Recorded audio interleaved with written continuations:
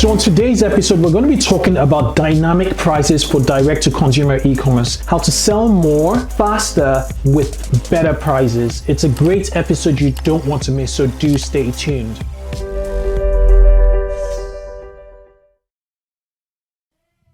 Hey Brecca, it's a pleasure to have you on the 2X e-commerce podcast show. I'm super excited to learn more about direct pricing for e-commerce and the entire direct-to-consumer space. Could you take a minute or slightly less to introduce yourself and price tag? Definitely. Thank you for having me on. So my name is Brecker Breeze. I am head of business development and co-founder at PriceStack.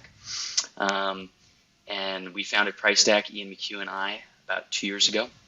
And PriceStack is a customer data intelligence platform that specializes in working with Shopify merchants. All right. So what I really want to talk about is pricing. What pricing, along with several other cues, actually influence purchases. What prompted you to go into price optimization 2 years ago? What was it, your background or your co-founder's background, or I'll be interested to find out more.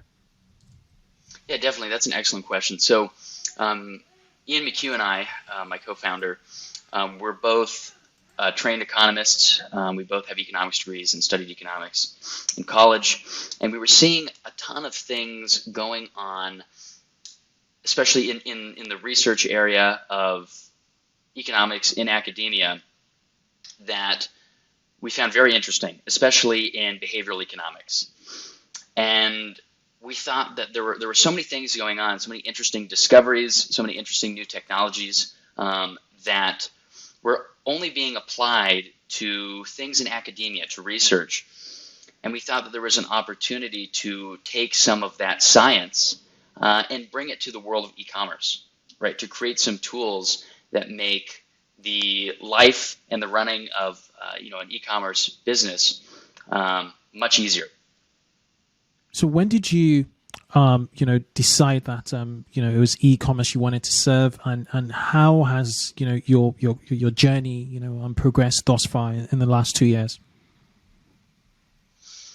So we really knew that we wanted to service the e-commerce space because we saw of course, the tremendous amount of growth that's going on in e-commerce and specifically direct-to-consumer e-commerce. But we also really loved the idea that there were people who, didn't have much business experience, didn't have a background in running a business, that were able to assemble a team, develop, an incredibly unique product, and bring it to market very quickly, very simply, for the whole world to see, on these wonderful e-commerce platforms like Shopify that we have now.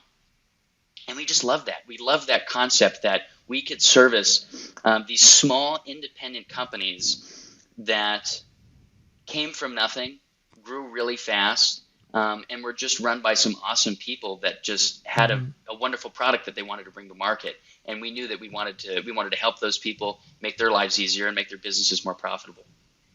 Awesome. Interesting.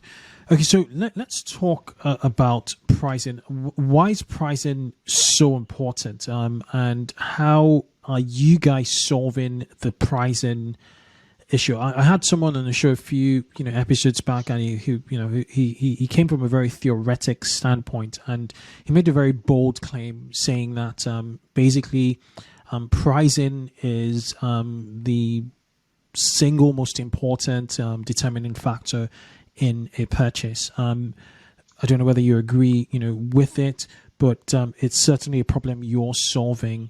And so a lot of e-commerce businesses or founders would set their prices the way it is and just leave it and see if it's good or not. But I recall working with an e-commerce brand about a year ago, and we were tweaking pricing based on a consistent amount of traffic coming from performance till we found a fine spot. It was like a single product type website.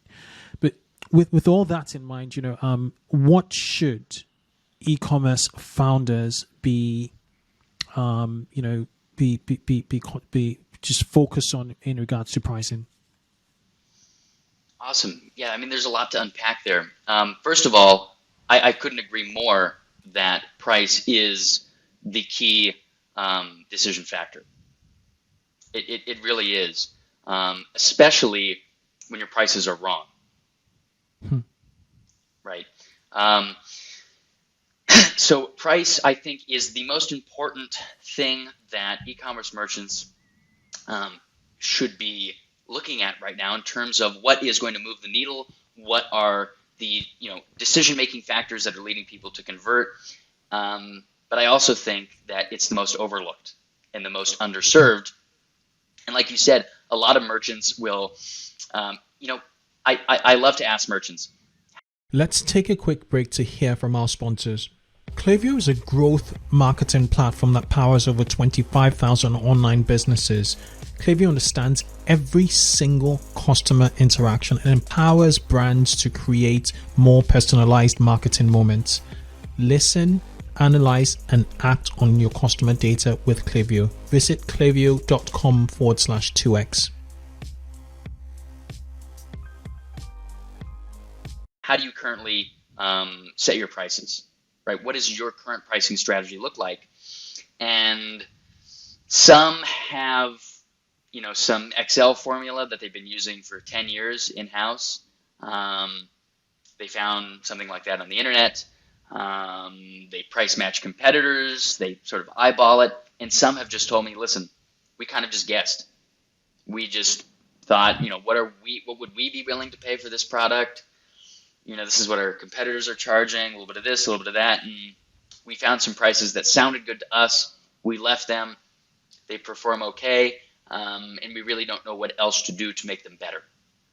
Mm-hmm. And so that is who PriceStack was created for, mm-hmm. to completely take the guessing out of the equation, and to greatly reduce that time to value, right? So you don't have to be constantly moving price, finding what works and what doesn't.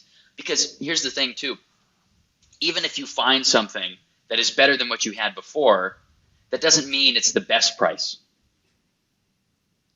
right? You might be seeing some uplift, but if you're not taking an extremely data-driven approach like we are, you'll never really know if it could have been better, right? And so that's always going to be a lingering question. And then, of course, a lot of people get themselves in trouble, especially if you have a store with 100, 200, 300, 500 SKUs. When you start testing prices and playing around with prices, and you're not mindful of cross-product demand, right? You can very easily cannibalize other products by manipulating the price of just a very small subset of your store. And so you have to be mindful of that, right? If you have 500 products, and say many of which are closely correlated with one another, and if you believe that price is a big, decision-making factor, in that decision to convert or not, you have to be careful, right? And if you are not monitoring cross-product demand of all 500 of those products, you can easily, make a very, very expensive error. And so we worry about that for you, right? We feel like that's not something that, small, lean e-commerce teams have the manpower for. That's not something they should be worrying about or spending time on. That's just such a nuanced, very technical, very statistical part of their business that we just totally want to take that over for them. There's a lot to unpack there, myself, likewise. Okay, so we've determined that pricing is the most important, factor, buying decision, factor. So from a consumer standpoint, depending on what I'm buying, I tend to look outwards, right? Again, depending on what I'm buying. So if it's commoditized, I'll probably, price check, probably. Not all the time, because there are other things that, come to mind. Like, we just bought a fridge, and one of the decision factors of buying a fridge was the speed to delivery and their reliability in terms of like, just the promise they keep as an e-tailer. And even if the price was slightly better elsewhere, we were very aware of this particular e-commerce company, based on past experience and testimonials from friends, that they will deliver when they say they will deliver. Other times it might just be a price war thing where you're comparing price. For my I have like protein snacks, so I don't buy from Amazon anymore because I can find it cheaper somewhere else. But it takes hard work. Now, from my understanding, there are also internal factors, and a lot of the time you don't judge people by what they say, you judge people by what they do. So do you look internally into what's going on in a website in order to determine pricing, or do you look at what competitors are doing? So let's say I'm selling denim jeans, and another competitor selling denim jeans. Are you price matching based on the macro, or speaking economics? Are you doing macro price comparisons, or price adjustments, or price optimizations, or micro, which is really more internal? So to answer that question, we're doing both. But one thing that we're not doing is price matching. And the reason why we don't price match is because we don't have to. And we've internally tested this, and we found that it's much more effective to analyze behavioral data to pick up on macro trends in your respective market. Right? If a competitor is trying to outprice you, okay, and you immediately respond, it's a lose-lose, because there is, like you just said, right, you're sometimes willing to pay more because there is a differentiating factor about the brand, not even about the product, right? So even if you sell an identical product, there might be something that differentiates your brand that makes customers want to pay more for your products. Absolutely. So if you're just straight price matching, it's a lose-lose. You have certain customers who are willing to pay more because they see your brand either having better customer service, faster delivery, better return policy. Even your UI might be better. Exactly. You're right. And they might like shopping on your website better, and so they're willing to pay a little bit more because they just like it more. And so because of that, now here's the thing. Price still plays into that, right? Because there is a point in which, and it might be a little different for everyone, but there is a point in which if you keep raising your prices, they're going to say, okay, the price is too high to make it worth, my bias towards this company and the fact that I like them more. That's still true. I still like them more, but not $300 more, right? You might like them $100 more, but if you're buying a refrigerator, you might not like them $300 more. And so, because of that, price is still in there, right? It's not thinking about branding and all of that. It's not a non-price factor. It is still loosely related to price because there is a point in which people will then default to the cheapest option. But until that point, it is definitely a lose-lose to price match, especially if you have a product that is truly differentiated. But even if you don't, even if you sell an identical product, your brand is still different. It just is. So back in economics, there's the the demand and supply intersection, which is like the optimal price, at that spot. Is that what you're constantly optimizing for at price equilibrium? Tag? Yeah, the equilibrium. Yes, sir. Yeah. Is that what you're optimizing and at price tag for? Yeah, we are at surface level. That's exactly what we're doing, but we're doing that in the context of it's equilibrium, and so we're looking. We have a demand curve, so it's demand curve on top of demand curve on top of demand curve. And what I mean by that is, so we're looking at individual products, but putting them in the context of then other correlated products, then the category that they're in, and then the rest of the store, right, to make sure that there's no cannibalization, right? So we are looking at the equilibrium point of that product, but making sure that equilibrium is in the context of the entire store. I can't emphasize, I can't stress enough how easy it is to have cannibalization issues when trying which results in stock issues also, like you run out of stock and then you have a ton in one SKU. There. Exactly, and back if you didn't price that product out, there'd been Exactly. lots of like complementary or supplementary purchases in that respect. So would you also work with bundles? So there's some Shopify apps that produce Shopify bundles. So you buy a tie, probably there's a bundle with the cuff link and a handkerchief, for instance, a pocket square, just in a menswear brand. So would you also look at bundles in terms of optimizing those bundles, because those bundles themselves tend to be purchased just at once? Yes, 100%. So what we can actually do is there are a couple of more granular things in that area that we offer as a service. Mm-hmm. What we can do on the platform is we can have users tell us what products that they're interested in bundling. Right. So say for example, it's not already a product that they're bundling and they're interested in creating a bundle. If they want to do that, they can tell us what products they're interested in bundling. They'll be optimized separately, and then we can combine them and run them through the model as if they are one SKU. Okay. Right. And so what it's going to do is then weigh all of those products' price suggestions against the demand for the bundle in the context of the whole store. Yeah. Right. So that's a very interesting question, because I think there's a lot of interesting things that you could do to squeeze out some extra, I'd say specifically extra revenue by bundling products. What we can also do, and I think this has happened numerous times,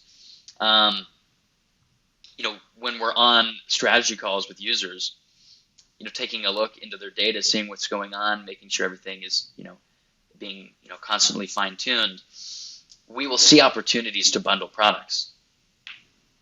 Where a merchant never thought that, their brand was really in that category where they would be even interested in bundling products, or their customers would even be interested in bundling products. And, we found that there are a couple of sort of gaps, telltale signs. And trends, yeah. Let's take a quick break to hear from our sponsors.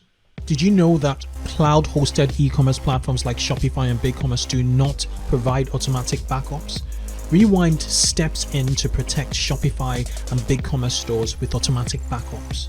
Rewind is trusted by over 25,000 stores. Install Rewind and get to test it for free over 7 days. And to extend the 7-day trial to 30 days, head over to rewind.io, their website, and mention 2x eCommerce. Where there is a clear opportunity to double or triple AOV for certain customers by offering a bundle. Right. So how about that tipping point? Right. Where is that point? And sometimes merchants aren't very far off, but it's just knowing where that tipping point is. When creating bundles or reducing price. Where you can get that AOV through the roof. Okay. So final question has to do with your opinion on, or even if you have data on it, customer data on this, on the impact of discounts. So normally we will take a hit on profit essentially for volume in terms of a sale, whether it's a seasonal sale, whether it's a flash sale, or whether it's a one-off sale.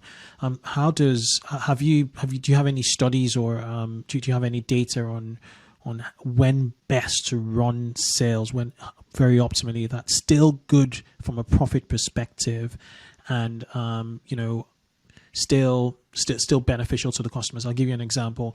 There was an e-commerce brand we were working with, we used to do like 20% summer sales. And last year, COVID hit. And because COVID hit, we had to be very deliberate in regards to the just selling products. So demand had increased and stock levels were low. So rather than increase prices, we kept prices as is, and put a few limitations. That being said, for the sales, we didn't do the normal 20% sales. We reduced it to like 15%, and there was still overwhelming demand. And then we realized that we're giving a bit too much. We're giving 5% out for free. Right. So, do you have any? So, and that's anecdotal, to that store. But do you guys, with machine learning, do anything towards like suggesting optimal, sales percentages, or to running these events to just make it optimal for everybody? That's exactly what we do.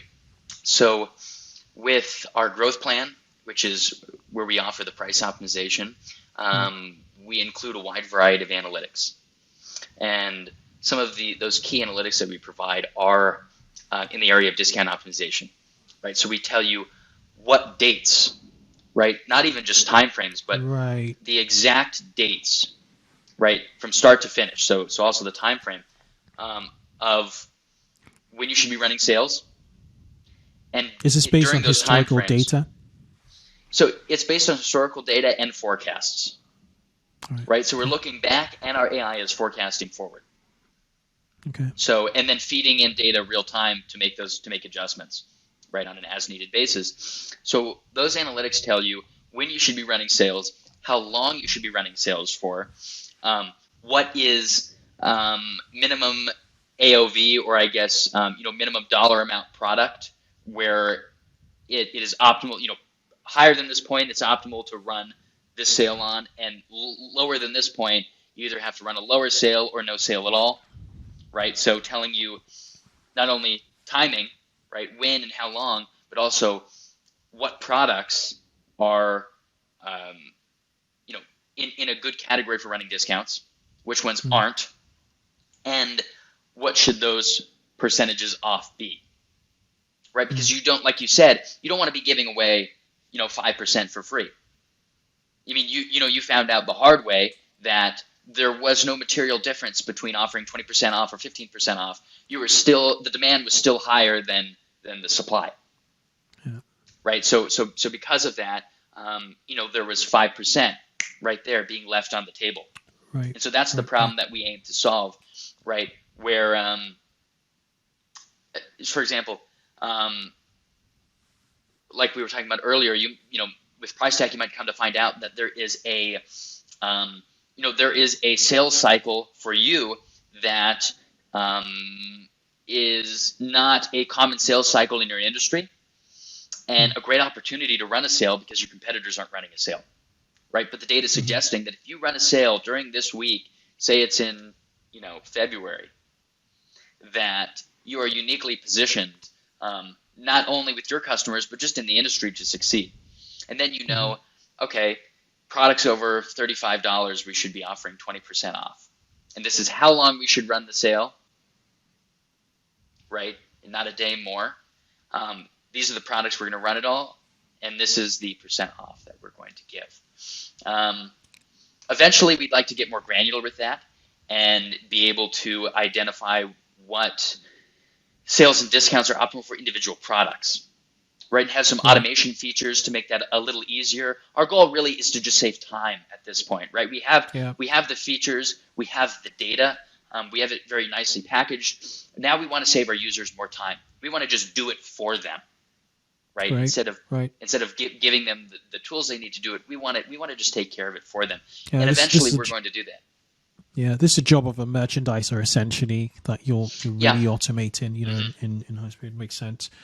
And makes a lot of sense. That there was a question I wanted to ask, which was in relation to other data points. So it was a thought. So my thought was like, you're essentially, anytime when demand is more than supply, you can increase prices. right? For the most part, yeah. So yeah, for the most part. So is that, are you looking for trends in order to sort of increase prices? Are you looking at demand trends also, as in obviously you are, but is that like a North Star in your analysis or as a data point? Yeah, that's interesting. So we definitely are looking at demand trends, and also demand trends in the context of your supply. But again, it's very important, when you are, when you have sort of a multivariate situation going on, when you are adjusting prices across the board, so we're looking at demand for that individual product, but again, in the context of the store, right? That's the important part, because demand for that product is going to change as you're constantly optimizing the store. Yeah. You could be featured on today, on today's show or a big TV show, and you get a ton of traffic in a short period of time, and most of the time, D2C e-commerce retailers sell out. And we've seen that a lot. If people are going to buy anyway, there's leeway. That amount of traffic, that volume of traffic, there should be an optimal price for that particular event, but if like it's a very slow day, let's say you're selling, swimwear and it's winter, you're going to have to sort of try and, stimulate, demand in a way by probably dropping your store. So I see that dynamism there. For people who want to know more about PayStack, the website is PriceStack. Sorry, I beg your pardon. It's pricestack.com. PRICESTACK.com. And for people who want to follow you, Becca, where's the best place to follow you on social media? Definitely LinkedIn. Okay. Yeah, connect with me on LinkedIn, and awesome. And just reach out. We'd love to work with. Brilliant. Thank you for coming on the 2X e-commerce podcast show. Pricing is a very, very interesting space for me, especially, and I appreciate your knowledge in this space. Given the fact that you're economist, you definitely are in the know, and best of luck with PriceStack. Looking forward to more updates and potentially seeing you again on the show. Definitely. Thank you for having me on. Cheers.